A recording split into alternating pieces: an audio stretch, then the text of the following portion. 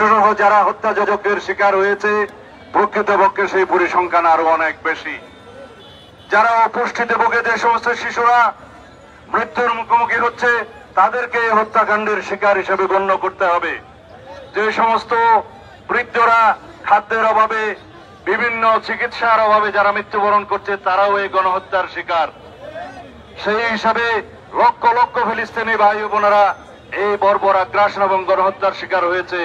সারা পৃথিবীতে আজকে কণ্ঠ উচ্চারিত হচ্ছে ইসরায়েলের বিরুদ্ধে এবং ইঙ্গো মার্কিন ষড়যন্ত্রের বিরুদ্ধে, যে ইসরায়েলিকে যারা মদদ দিচ্ছে তাদেরকে সমস্ত মদদ বন্ধ করতে হবে এবং ইসরায়েলের সমস্ত পণ্য আমরা বর্জন করব।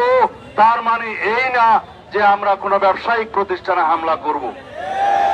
গতকালকে বাংলাদেশে কিছু স্থাপনায় হামলা হয়েছে, আমরা তার নিন্দা জানাই এবং এখানে আমরা বলতে চাই সরকারের ব্যর্থতা এখানে লক্ষণীয়, আইন শৃঙ্খলা বাহিনীর ব্যর্থতা এখানে লক্ষণীয়।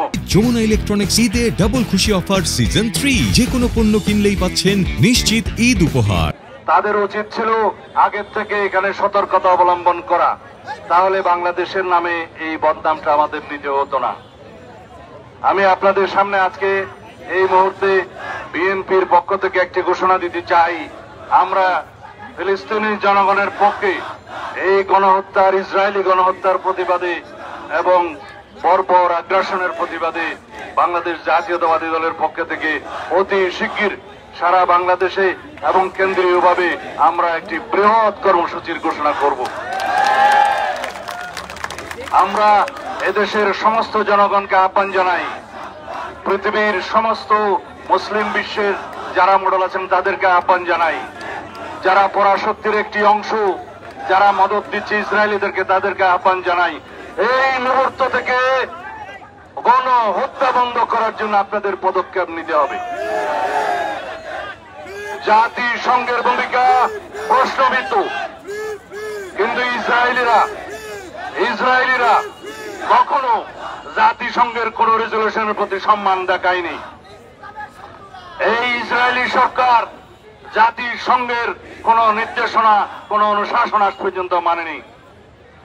এই পরাশক্তির দুই একটা দেশ তারা সব সময় যখনই ফিলিস্তিনের মুসলমানের পক্ষে জাতিসংঘ রেজলিউশন পাশ করেছে তারা তার বিরুদ্ধে ভেটো প্রয়োগ করেছে, আপনারা সবাই জানেন।